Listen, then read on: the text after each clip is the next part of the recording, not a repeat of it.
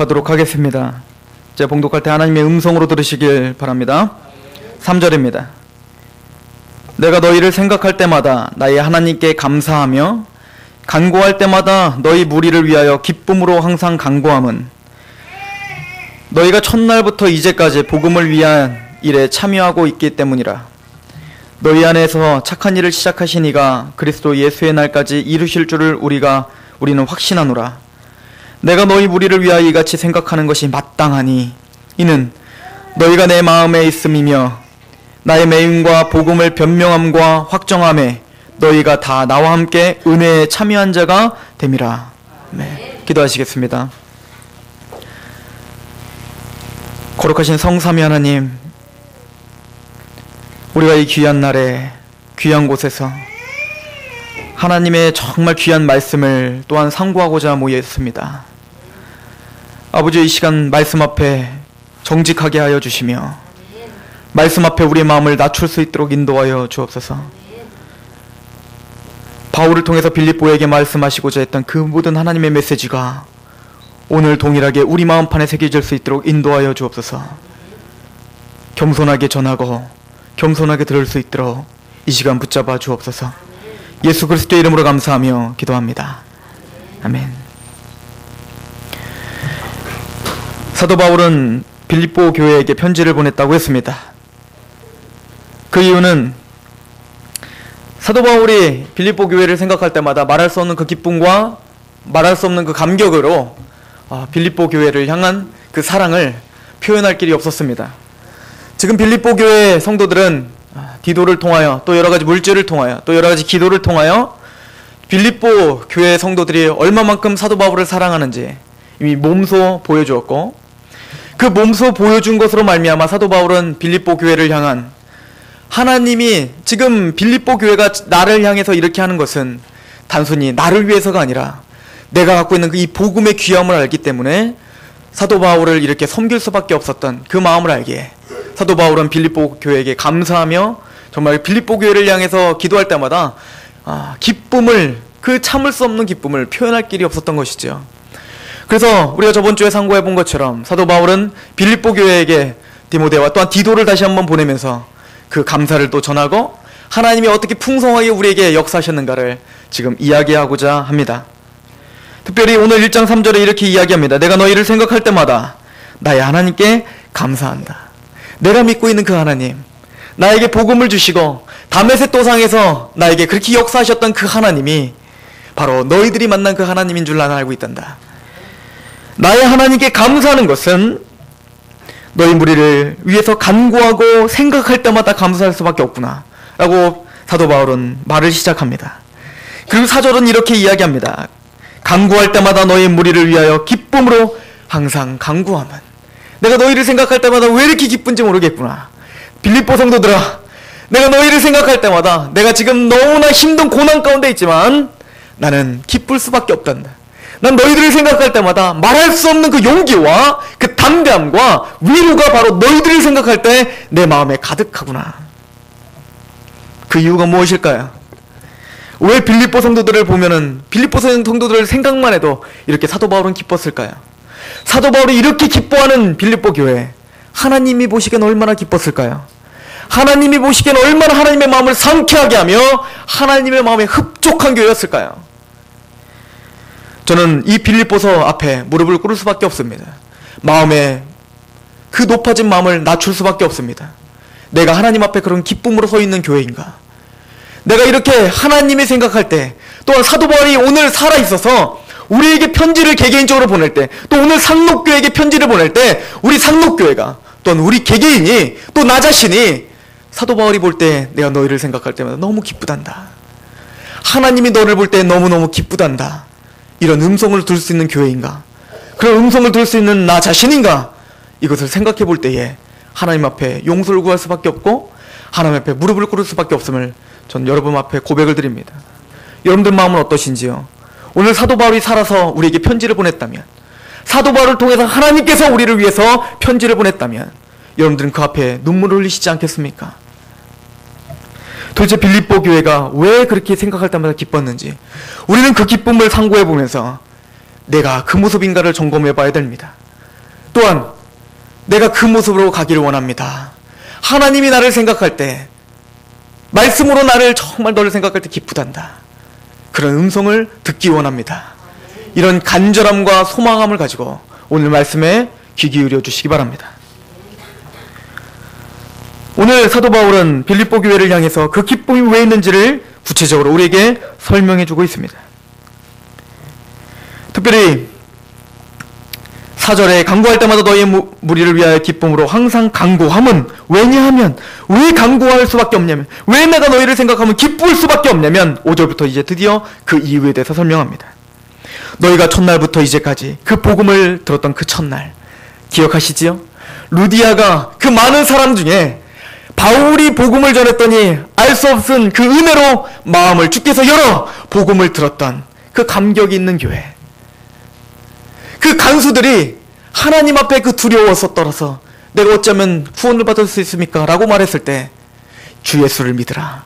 그냥 너와 내 집이 구원을 얻으리라. 이 복음을 듣고 구원에 감격하여 무릎을 꿇었던 그 교회, 이게 바로 사도 바울을 통해서 생겨났던 빌립보 교회의 첫날이죠. 기억나십니까? 여러분들의 첫날은 어떻습니까? 우리도 동일한 복음을 들은 거 아닙니까? 그 루디아의 마음을 열었던 복음을 들은 거 아닙니까? 간수장의 그 무릎을 꿇게 했던 그 복음을 동일하게 오늘 2000년이 넘도록 그 긴 시간 가운데 그 시간의 차이는 있지만 동일한 복음을 듣고 우리가 하나님 앞에 부복한 그런 하나님의 사람이 된 것이 아닙니까? 첫날 우리는 그 시작점이 같음을 알고 있습니다. 그런데 보십시오. 그 첫날부터 이제까지 사도 바울이 지금 편지를 보내는 그 10년의 그 기간 동안 복음을 위한 함께 참여하고 있는 빌립보 교회를 볼 때에 마음이 너무너무 기뻤던 것입니다. 그 이유는 뭐죠? 단순히 예수님의 복음을 듣고 끝난 것이 아닙니다. 그의 삶을 주장하고 있었던 것입니다. 그 복음은 단순히 예수님으로 말미암아 감격한 거로 끝난 것이 아니라 이제는 그 복음이 그 삶을 쥐어짜고 있었던 것입니다. 한마디를 하더라도, 한 사람을 쳐다보더라도, 내가 똑같은 일을 일상적으로 일을 하고 있더라도 이제는 믿지 않는 사람과는 다른 삶으로 지금 그 복음에 한 마음으로 참여하고 있다는 것입니다. 이게 바울을 기쁘게 했으며 하나님을 기쁘게 한 이유였다고 오늘 빌립보서는 이야기하고 있습니다. 그리고는 7절 말씀엔 이렇게 기록하고 있습니다. 내가 너희의 무리를 위하여 이와 같이 생각하는 것이 마땅하니 이는 너희가 내 마음에 있음이며 나의 매임과 복음을 변명함과 확정함에 너희가 다 나와 함께 은혜에 참여한 자가 되었다. 뭐에 참여한 자가 되었다고요? 은혜에 참여한 자가 되었다. 요한일서 1장에 보면 이렇게 써 있습니다. 우리 한번 가봅시다. 요한일서 1장에 사도 요한은 사도들의 마음을 우리가 좀 알아볼 필요가 있겠죠. 요한일서 1장에 보면 이런 이야기를 합니다. 1장 1절입니다. 제가 읽습니다. 태초부터 있는 생명의 말씀에 관하여 우리가 들은 바요, 눈으로 본 바요, 자세히 보고 우리의 손으로 만진 바라. 우리는 직접 예수 그리스도를 보지 못했지만 사도들은 직접 보았단 말이야. 그 예수 그리스도의 살아계심, 예수 그리스도의 십자가에 달리심, 예수 그리스도가 부활하심, 예수 그리스도가 승천하심, 그 모든 것들을 직접 보고 예수님의 직접 음성을 듣고 내 사랑하는 아들이요 내 사랑하는 자라고, 하나님의 아들이며 그리스도라고 직접 하늘에서 음성도 들었습니다. 그리고 직접 만져봤습니다. 예수 그리스도와 함께 교제를 나눴던 그 사도들, 그분이 바로 우리의 메시아구나, 그분을 통해서 우리가 구원을 받을 수 있구나, 예수 그리스도가 바로 하나님이신데 바로 나의 죄를 위해서 이 땅에 오실 수밖에 없었던 바로 구세주구나, 이것을 사도들은 보고 믿었던 자들이에요. 그리고는 그것을 담대하게 자기의 목숨을 바치면서 전했다고 했습니다. 베드로후서 1장은 이렇게 말합니다. 내가 너에게 전한 복음은 교묘히 만든 이야기가 아니다. 나는 친히 보았고 친히 들었다. 지금 요한사도처럼요. 그리고는 자기가 순교자가 죽음으로 맞바꾸며 이 복음을 전파했고 그 복음이 오늘 우리에게도 동일하게 선포됩니다. 왜 사도들이 이렇게 목숨을 걸고 복음을 선포했습니까? 2절입니다. 이 생명이 나타나신 바 된지라 이 영원한 생명을 우리가 보았고 증언하여, 어떻게 했어요? 보았고 목숨을 걸고 증언했습니다. 그 이유가 뭡니까? 너희에게도 전하노니 이는 아버지와 함께 계시다가 우리에게서 나타나신 바 된 이시라. 우리가 보고 들은 바를 너희에게도 전함은 너희로 우리와 사귐이 있게 하려 합니다. 그런데 그 사귐은 아버지와 예수 그리스도 안에서의 사귐이니라. 사도 바울이, 사도 요한이, 사도 베드로가 왜 목숨을 걸고 예수 십자가를 전했을까요? 그것은 바로 여러분들 개개인적으로 자기들이 구원의 확증을 받았던 예수 그리스도의 복음을 듣고 나는 이제 죄인이 아니구나, 나는 이제 하나님의 은혜를 받은 자구나, 나는 천국 백성이요 시민권자구나, 그런 확증을 받고 세상이 줄 수 없는 의와 세상이 줄 수 없는 평강과 세상이 줄 수 없는 희락, 세상이 줄 수 없는 그 기쁨을 만끽하기 위해서 사도 바울은 오늘 저와 여러분들에게 복음을 전해준 줄로 믿습니다. 그러나 그걸로 끝난 것이 아니라 베드로가 그 끊임없이 매여있던 그 삶과 복음이 끊임없이 이끌어갈 수밖에 없었던 사도 바울의 그 삶, 그 복음이 끊임없이 이끌어갈 수밖에 없었던 베드로의 삶, 그 복음이 끊임없이 이끌어갈 수밖에 없었던 요한 사도의 그 삶, 동일한 복음 가운데 감격했던 그 복음의 은혜가 그 삶을 변화시켰던 것처럼 오늘 우리의 삶도 믿지 않는 사람과는 현저히 다른 삶으로 우리를 변화시키기로 하나님은 작정했다라고 오늘 우리에게 선포하고 있는 것입니다. 보십시오. 이 복음에 감격한 사도 바울이 어떻게 살았습니까? 우리 사도행전을 잠깐 가볼까요?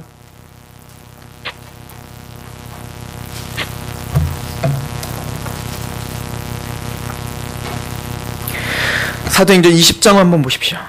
사도행전 20장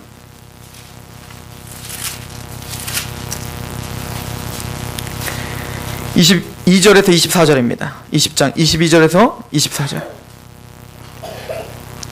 제가 읽습니다. 보라, 이제 나는 성령에 매여 예루살렘으로 가는데 거기서 무슨 일을 당할지는 알지 못하노라. 오직 성령이 각 성에서 내게 증언하여 결박과 환난이 나를 기다린다 하시나 내가 달려갈 길과 주 예수께 받은 사명 곧 하나님의 은혜의 복음을 증언하는 일을 마치려 하면은 나의 생명조차 조금도 귀한 것으로 여기지 아니하노라. 이 사도 바울이 복음의 메인 그 간절함이 있었기에 2000년이 지난 오늘에게 이 사도 바울이 전했던 복음이 우리에게 전파된 것이요, 그 복음으로 말미암아 우리가 구원의 확증이 생기고 하나님의 은혜에 참여하게 되는 줄로 믿으시기 바랍니다. 맞습니다. 그래서 사도 바울은 빌립보에게 말하는 겁니다. 너희는 나와 함께, 누구와 함께? 나와 함께, 즉 나와 같이 내가 이 복음에 참여한 것처럼 이 은혜에 참여한 것, 나와 함께 너희도 이 은혜에 참여함이라. 여러분들도 그 은혜에 참여한 자가 되었습니까? 여러분들, 은혜라는 것이 무엇입니까? 은혜라는 것은 여러 가지 말로 정의할 수 있겠지만 이렇게 정의할 수 있겠지요. 하나님께서 우리를 다르게 보시는 겁니다. 특별한 방식으로 다른 사람과는 다르게 하나님의 은혜를 받은 여러분들은 다른 방식으로 여러분들 대우하신다는 얘기입니다. 이게 하나님의 은혜라는 거예요. 예를 들어서 우리 창세기 한번 가보세요. 창세기 6장을 한번 가보십시오. 우리가 잘 알지요? 이미 천지를 창조를 하고 아담과 하와가 타락을 했습니다. 그리고 많은 백성들은, 모든 백성들이 죄악이 관영하여졌다라고 성경은 이야기하고 있습니다. 창세기 6장입니다. 근데 많은 사람들이 다 심판을 받고 물로 다 죽을 수밖에 없었습니다. 그때 우리가 알고 있는 누구만 삽니까? 노아와 그 가족들만 살아요. 노아가 살았다는 거예요. 노아가 왜 구원을 받았습니까? 노아가 뭐 때문에 구원을 받은 것입니까? 노아가 뭔가 잘했습니까? 물론 이렇게 써 있습니다. 6장 9절입니다. 이것이 노아의 족본이라. 노아는 의인이요 당대 완전한 자. 맞습니다. 노아는 의인이었습니다. 하나님이 보시기에 의인이었고 완전한 자였기 때문에 하나님은 그를 구원시킬 수밖에 없었습니다.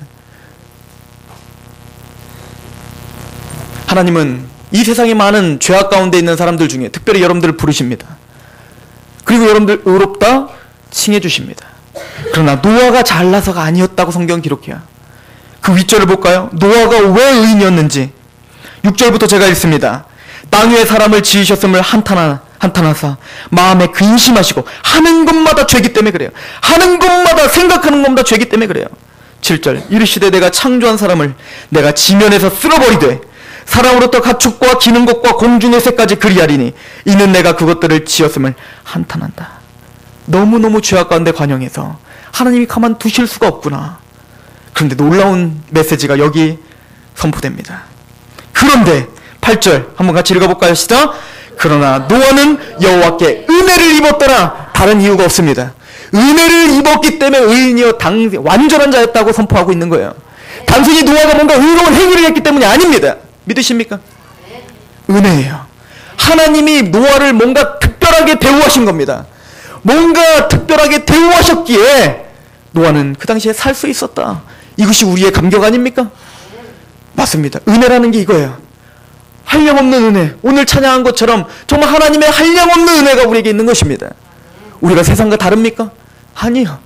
모르겠는데 나를 택해 주셨다는 거예요. 하나님을 만나게 해주셨다는 것입니다. 아모스서 3장 2절에는 이스라엘 백성을 향해서 이렇게 이야기합니다.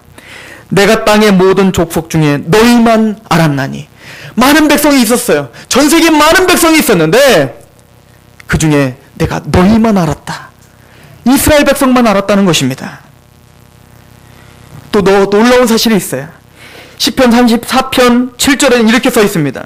여호와의 사자가 주를 경외하는 자를 둘러 진치고 저희를 건지시는도다. 이스라엘만 알 뿐만 아니라 이스라엘들을 어떻게 했다는 거예요? 여호와의 사자들이, 천사들이 둘러 진쳤다. 그 어떤 누구도 건드릴 수 없도록 보호하고 있더라. 마태복음 18장을 한번 보십시오. 이것은 이스라엘 백성들에게만 국한된 이야기가 아닙니다. 오늘 저와 여러분들에게 약속하신 하나님의 약속입니다. 마태복음 18장 한번 보십시오.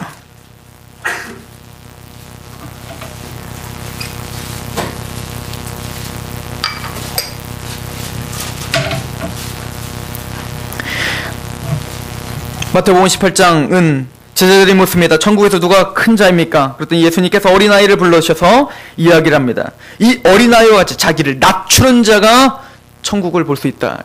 천국을 갈 수 있다. 무슨 얘기죠? 나의 힘으로 내가 천국을 소유하겠다고 하는 사람은 천국을 갈 수 없다는 얘기입니다. 어린아이처럼, 어른에게 철저히 100% 의지할 수밖에 없는 어린아이처럼 예수 그리스도만이 나의 구세주라는 걸 철저히 인정하고 그것 가운데 부복하는 자가 천국을 소유할 수 있다라고 이야기해주고 있습니다. 4절입니다. 그러므로 누구든지 이 어린아이와 같이 자기를 낮추는 사람이 천국에서 큰 자다. 또 누구든지 내 이름으로 이런 어린아이 하나를 영접하면 곧 나를 영접함이니 누구든지 나를 믿는 이 작은 자, 믿으십니까? 이런 어린아이처럼 나를 믿는, 예수님을 믿는 어린 자 하나를 근데 뭐라고 말합니까? 실족하게 하면 여러분같이 내 힘으로는 구원받을 수 없습니다. 오직 예수 그리스도가 나의 길이요 진리요 생명이니 나로 말미암아 아버지께로 올 자가 없다라는 말씀을 진심으로 믿고 있는 어린아이 같은 여러분들을 만약에 누구가 실족하게 하면 차라리 연자맷돌이 그 목에 달려서 깊은 바다에 빠뜨리는 것이 낫다. 하나님은 성도를 보호하시겠다는 것입니다. 그것도 철저히 보호하시겠다는 것입니다. 7절입니다. 실족하게 하는 일들이 있음으로 말미암아 세상에 화가 있도다. 실족하게 하는 일이 없을 수는 없으나 있다는 거예요. 반드시 우리를 실족하게 하고 우리를 힘들게 하고 고난이 있을 수 있는 것이 뭔 말입니까? 반드시 있다는 거예요. 이해가십니까? 그러나 염두에 둘 것이 있다. 없을 수는 없으나 이렇게 어렵게 써 있습니까? 실족하게 하는 그 사람에게 뭐가 있어요? 화가 있어요. 이 말씀 믿어지십니까? 스테반이 복음을 전하다가 돌에 맞아 죽습니다. 돌을 던지는 사람에게 스테반이 어떻게 합니까? 그 사람을 위해서 기도를 합니다. 그 사람이 무슨 일을 하는지 알지 못합니다. 용서해 주시옵소서. 스테반이 돌을 던지는 그 사람을 볼 때 막 갑자기 하트가 생기고 갑자기 막 뜨거운 감정이 생기고 너무너무 사랑스럽게 보이고 그렇게 보였겠습니까? 예수님께서 우리에게 원수를 사랑하라는 얘기는 여러분들 감정이 막 생긴다는 게 아니에요. 이 약속을 알기 때문에 나를 지금 고난을 주는 그 사람이 어떤 짓을 하는지 모르고 있구나. 그게 불쌍해 보이는 겁니다. 그래서 우리는 그를 위해서 기도하는 거지요. 이해가십니까? 스테반은 보러 예수님의 이 약속을 철저히 믿었던 것입니다. 나를 그렇게 보호하시는구나. 나를 그렇게 압제하는 사람들을 하나님은 가만히 두지 않는구나. 그리고 말합니다. 10절입니다. 삼가 이 작은 자 중에 하나도 업신여기지 말라. 너에게 말하노니 그들의 천사들이 하늘에 계신 내 아버지의 얼굴을 항상 배옵느니라. 억울하게 우리를 누명을 씌우고 억울하게 우리에게 고난을 줄지라도 하나님 믿고 없는 것처럼 지금 당장 불이라도 떨어져가지고 그 사람들 그냥 소문둥이를 그냥 가만 안 놔뒀으면 그냥 좋겠는데 우리에게 지금 압제하고 이런 어려운 가운데 하나님 꼭 없으신 것처럼 침묵하신 하나님이 우리는 야속할 때도 있지 않습니까? 그런데 주님께서 뭐라고 합니까? 걱정 마라. 우리에게 붙여준 그 천사들이 항상 주를 항상 일러 바친다는 얘기예요. 철저하게 우리를 보호하고 하나도 일거수일투족을 다 지켜보고 있다. 내가 너희를 지켜보고 있다. 아모스서에서 많은 백성들이 있지만 그 가운데 내가 너희만 알았나니 그랬던 것처럼 오늘 저와 여러분들을 철저하게 보호하시고 철저하게 우리를 하나님이 붙잡고 계신다는 얘기예요. 이게 웬 말입니까? 이게 웬 은혜입니까? 히브리서 1장 14절은 이렇게 말합니다. 모든 천사는 부리는 영으로서 구원 얻을 후사들을 위하여 섬기라고 보내심이니. 천사들은 여러분들을 섬기라고 보냈다는 거예요. 세상에 많은 사람을 섬기는 게 아니라 바로 구원받은 작은 자, 바로 여러분들을 섬기라고 하나님은 철저하게 지금 보호하고 있다라고 말합니다. 누가복음 12장 7절은 이렇게까지 얘기합니다. 너희에게는 심지어 머리털까지도 다 세신 바 되었나니 두려워하지 말라. 너희는 많은 참새보다 더 귀하니라. 믿으십니까? 여러분들의 머리털까지 세시는 하나님께서 함께 계시니 두려워 말라. 내가 너희와 함께 하리니다. 이게 은혜입니다. 엘리사가 그 아람 군대가 이스라엘을 자꾸 치려고 할 때마다 하나님은 엘리사에게 말씀을 주십니다. 다 알아맞추는 거예요. 얘네들 어떻게 지금 올 거고 어떻게 할 거고. 그러니까 유대 왕에게 말합니다. 2차 저차에서 아람 군대가 이렇게 오니 그렇게 방어를 하시오. 하는 건 맞다. 그러니까 전쟁이 맨날 지는 거예요, 아람 군대가. 그래서 아람 군대 왕이 화가 납니다. 도대체 이거 무슨 일이야? 뭔 일이야? 우리 군대가 그렇게 약해? 그랬더니 한 사람이 말합니다. 아닙니다. 엘리사라는 놈이 한 명 있는데 그 놈이 왕의 침실에서 얘기하는 걸 어떻게 투명인간으로 왔는지 하여튼 다 듣고 작전을 다 알아갖고 다 알려줍니다. 그래, 엘리사 잡아와! 난리가 났죠. 지금 아람 군대가 맨날 유대인한테 맨날 치는 게 누구 때문이라? 엘리사 한 사람 때문인 거야. 한 사람 때문에. 너무 화가 뚜껑이 열려가지고 안 되겠다. 다 잡아와! 그래갖고 막 전 군대를 다 동원합니다. 누구 잡으려고? 엘리사 한 명 잡으려고. 그랬더니 엘리사와 청년 한 명이 딱 서 있습니다. 그랬더니 막 엘리사를 주의를 해가지고 막 모든 군대들이 다 둘러 진친 거예요. 몇만 명이든지 모르겠어요. 안 세봤지만. 하여튼 막 엄청난 거예요. 그걸 보더니 옆에 둔 청년이 어떻게 합니까? 벌벌 떨죠. 내 주여, 이 어떻게 하면 좋습니까? 큰일 났습니다. 오두방정을 떱니다. 그때 엘리사가 이렇게 이야기합니다. 잠잠하라. 그리고 하나님께 조용히 기도를 하지요. 아버지요, 이 청년의 눈을 여시옵소서. 어떤 일이 벌어집니까? 눈을 열었더니 그 수많은 군대 그 뒤에 여호와의 군대가 엄청난 수가 진을 치고 있더라. 할렐루야. 구원이 무엇입니까? 이 여호와의 군대가 나를 진을 치고 있는 그 모습을 눈을 열어 보는 것이 구원입니다. 그렇구나. 내가 이런 은혜를 받은 자구나. 내가 이런 보호를 받은 자구나. 두려워 말라. 이것이 오늘 저와 여러분들에게 주는 은혜입니다. 여러분들이 뭔가 나아서 하나님이 이렇게 은혜를 주신 겁니까? 여러분들이 뭔가 잘나서 은혜를 주신 겁니까? 죄 하나 짓지 않아서 하나님이 이런 은혜를 허락하신 것입니까? 하나님이 여러분들이 뭔가 열심히 뭔가 전도를 해서 여러분들에게 이런 은혜를 주신 것입니까? 아니요. 그건 은혜라는 단어의 뜻을 모르는 겁니다. 은혜의 뜻이 무엇입니까? 받을 자격이 없는 자에게 베풀어지는 호의다. 우리는 받을 자격이 없는 자입니다.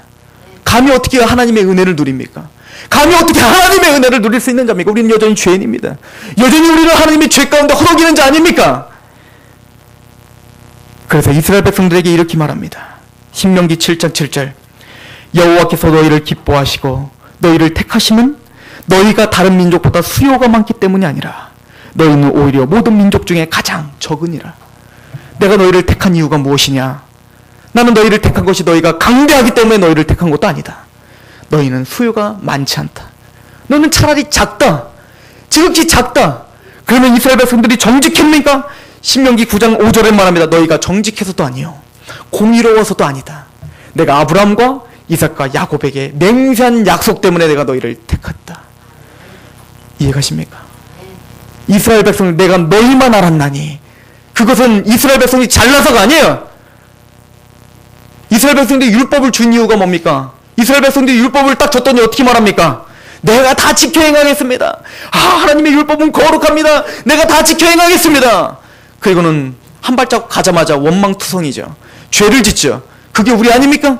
홍해가 갈라지는 엄청난 구원을 경험한 우리에게 그때의 감격이 있었지요. 미리암이 소고를 치며 찬양을 하며 하나님 너무 감사합니다. 어떻게 이렇게 우리에게 이런 일을 행하십니까? 그리고는 실질적인 삶에 딱 들어갔더니 원망투성이죠. 이스라엘 백성이 바로 우리입니다.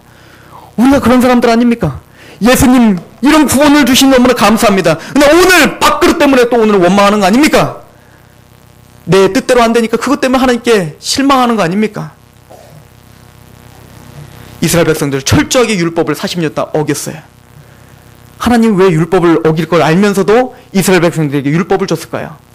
그 잘못된 선민사상 있는 이스라엘 백성들 한번 잘 생각해 보십시오. 그냥 아무런 고통 없이 그냥 이스라엘 출애굽을 하고 광야에서 바로 가나안까지 들어가고, 들어갔더니 여리고성이 갑자기 와장창 무너지고, 아이성도 그냥 와장창 무너지고, 그걸 봤더니 뭐라고 합니까? 이야, 끝내주는구만. 내가 가는 곳마다, 우리가 가는 곳마다 아주 난리가 나는구만. 하나님이 나를 붙들어 쓰시는구만. 나는 능력의 종이구만. 나는 뭔가 잘났구만. 나는 뭔가 지혜롭구만. 나는 하나님 앞에 뭔가 잘한 게 있구만. 그것을 다 무너뜨리기 위해서 율법을 주신 거야. 이스라엘 백성들 똑똑히 들어라. 니들이 가나안 땅을 받는 것은 너희 잘난 것이 아니야. 너희들은 내 율법을 철저히 어긴 자들이야. 너희들은 받을 자격이 안 돼. 그러나 내 조상에게 약속한 그 약속 때문에 성실하신 내가 너희를 구원시킨 것이다. 가나안 땅은 은혜로 받는 것이다. 마찬가지입니다. 여러분들이 구원을 받는 것도 이것이에요. 여러분들에게 율법을 통해서 철저히 죄냐는 걸 깨닫길 원합니다. 내가 구원받은 것 하나님의 은혜군요. 그래서 바울은 고린도전서 1장에 뭐라고 합니까? 너희의 부르심을 보라. 너희의 택하심을 보라. 문벌 좋은 자가 많지 않고 능한 자가 많지 않고 다 뭡니까? 우리의 육체로는 자랑할 것이 없느니라. 이게 바로 은혜입니다. 하나님이 여러분들을 철저히 보호하시는데 여러분들의 무엇 때문이 아니에요. 하나님이 여러분들을 택하셨고 하나님이 그냥 쏟아붓는 사랑 때문에 오늘 이 자리에 하나님을 감히 찬양할 수 있는 자예요. 이게 은혜예요. 이게 바로 사도 바울이 감격했던 은혜였던 것입니다.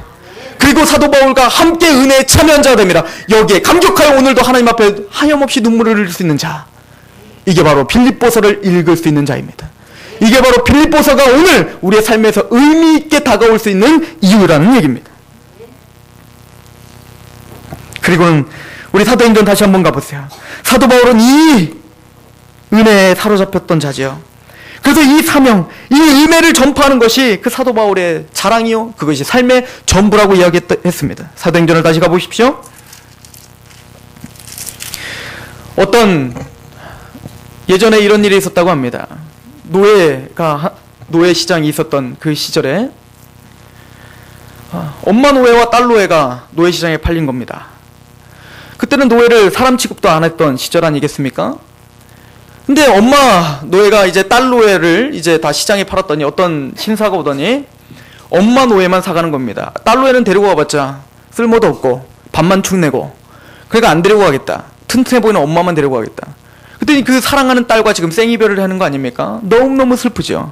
그래서 그 신사의 바짓가랑을 잡고 그렇게 애원했다는 거 아닙니까? 제발 나와 같이 사주세요. 딸이랑만 같이 있게 해준다면 내가 모든 걸 다해서 당신에게 모든 걸 다 바치겠습니다. 그랬더니 갑자기 채찍으로 그 여인을 때리기 시작합니다.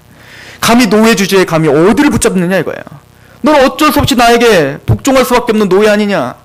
그러면서 너는 죽어도 싸다. 그리고 죽이려고 때립니다. 그때 지나가던 어떤 선교사가 그 장면을 보고 그 노예를 산 값보다 더 큰 값을 지불하고 노예를 그 신사에게 삽니다. 그리고는 돈을 더 지불하고 그 딸과 함께 삽니다. 그리고 말합니다. 내가 당신들을 자유로 풀어주겠소. 그러니 자유롭게 가십시오. 그때 그 노예의 말을 들어보십시오. 노예로서 내가 평생 노예로 살았는데 내가 가서 어떻게 삽니까? 나는 지금 자유의 몸이 됐습니다. 그러나 나의 목숨을 살려준 것도 이렇게 감사한데, 그리고 나의 딸과 이렇게 같이 있게 해준 것도 감사한데, 나는 자유인이지만 내가 당신을 위해서 평생을 헌신하겠습니다. 성경은 이런 걸 자유의 종이라고 합니다. 맞습니다. 예수님께서 진리가 찐 진리가 너희를 자유케 하리라. 우리는 은혜를 받고 우리는 구원을 받은 자예요. 그러나 모든 것이 가하다고, 모든 것이 유익한 것이 아니라, 모든 것이 가하다고 모든 것이 덕을 세우는 것은 아니니라. 우리는 그 예수 그리스도의 은혜에 매여 있는 종이 된 거예요. 자유의 종이 된 것입니다. 이 사도 바울의 고백을 들어보십시오. 사도행전 20장을 한번 보십시오. 13절 31절부터 보세요. 아까 내가 나의 목숨도 바치는 것도 아깝지 않다. 이게 바로 자유의 종의 고백 아니겠습니까? 사도행전 20장 31절을 보십시오. 제가 읽습니다. 그러므로 여러분이 읽게요. 내가 3년이나 밤낮 쉬지 않고 눈물로 각 사람을 훈계하던 것을 기억하라. 사도 바울은 이 심정으로 이 은혜에 참여하라고 그렇게 3년 동안 밤낮으로 에베소 교회에게 가르쳤던 거 아닙니까? 그리고 눈물을 흘리며 이렇게 고백을 합니다. 32절, 지금 내가 여러분을 주와 및 그 은혜의 말씀에 부탁하노니, 그 말씀에 부탁한다. 그 말씀이 여러분을 능히 든든히 세워 거룩하게 하심을 입은 모든 자 가운데서 기업이 있게 하시리라. 내가 아무의 은이나 금이나 의복을 탐하지 아니하였고 여러분이 아는 바와 같이 이 손으로 나와 내 동행들이 쓰는 것을 충당하여 범사에 여러분에게 무본을 보여준 바와 같이 수고하여 약한 사람들을 돕고 또 주 예수께 친히 말씀하신 바 주는 것이 받는 것보다 복이 있다 하심을 기억하여 할지니라. 무슨 얘기죠? 사도 바울은 이 은혜에 매여서 어떻게 했어요? 자기의 유익을 구하지 않고 헌신을 다해서 이 복음을, 이 은혜에 참여케 하기 위해서 에베소 교회에게 전심을 다해서 가르쳤다는 거예요. 그러니 이제 3년 동안 가르쳤던 그 교회를 떠나는 바울은 마지막으로 말하는 겁니다. 내가 가르쳤던 그 말씀이 너희를 든든히 세울 것이다. 사도 바울이 지금은 없으나 사도 바울이 우리에게 하나님의 말씀을 동일하게 전해준 이 빌립보서 말씀이 우리를 오늘도 든든하게 세울 줄로 믿습니다. 그리고 사도 바울의 그 소망이 들리십니까? 내가 이렇게 은혜에 감격한 것처럼 너희들도 이 은혜에 감격해라. 그리고는 사도 바울은 로마에 있는 곳으로 압송해 갑니다. 죄인이 됐어요. 그리고 이렇게 이야기합니다. 26장 가볼까요? 사도행전 26장 24절에서 29절.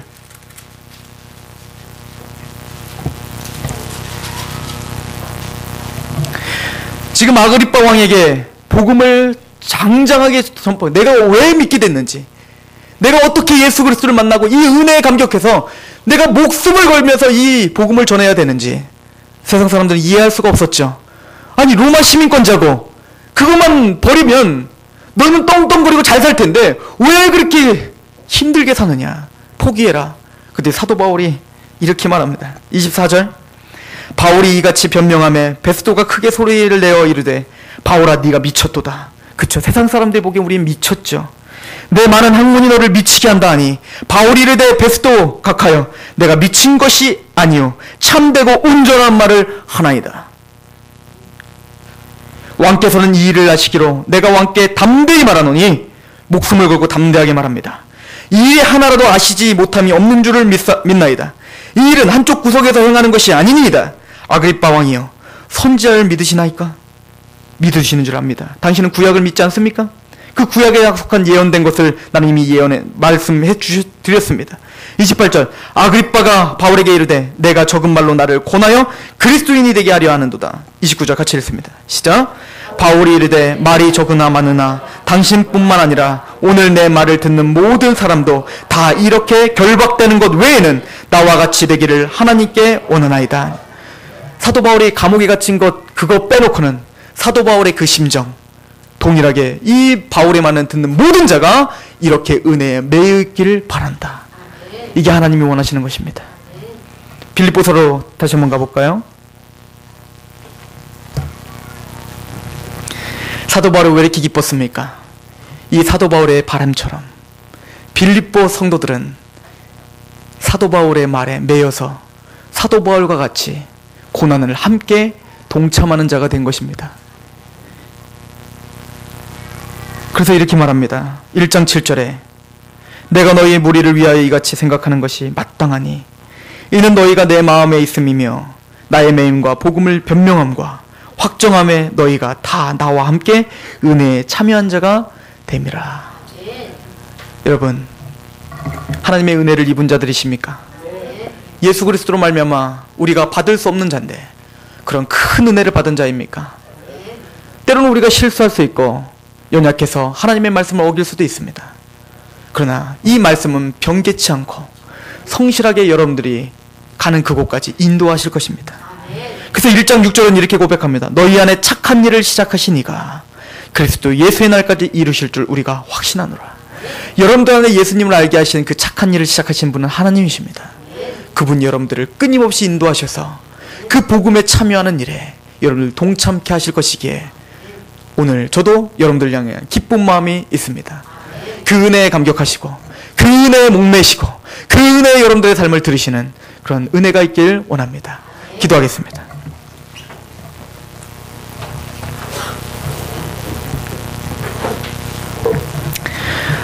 하나님 아버지, 이 어찌된 은혜입니까? 우리는 하나님께 해드린 것이 없습니다. 해드린 것이 문제가 아니라 하나님 앞에 죄를 지을 수밖에 없는 그런 하나님의 사람이라는 소리를 들을 수도 없는 자격이 안 되는 자입니다. 하나밖에 없는 독생하신 아들을 우리를 위해서 내어주시다니요. 우리가 어찌 이를 받을 수 있겠나이까. 그럼에도 불구하고 우리가 담대하게 믿음으로 이 메시지를 믿고 있는 자들입니다. 우리를 보호하여 주시옵소서. 다만 악에서 구원하여 주시옵시고 시험에 들지 않도록 우리를 붙잡아 주옵소서. 사도 바울이 그 은혜에 매여 오늘도 힘있게 복음을 외쳤던 것처럼 우리가 하나님의 영광과 그 나라를 위해서 그 복음에 함께 동참하는 자가 되어야 되기 때문에 우리를 붙잡아 주셔야 합니다. 우리를 통해서 세상 사람들은 그리스도를 읽고 우리를 통해서 세상 사람들은 하나님을 보기 때문에 우리를 붙잡아 주셔야 됩니다. 아버지여, 우리를 불쌍히 여겨주시고 우리와 함께하여 주옵소서. 예수 그리스도 이름으로 감사하며 기도합니다. 아멘. 오늘 말씀 생각하시며 찬양하십니다.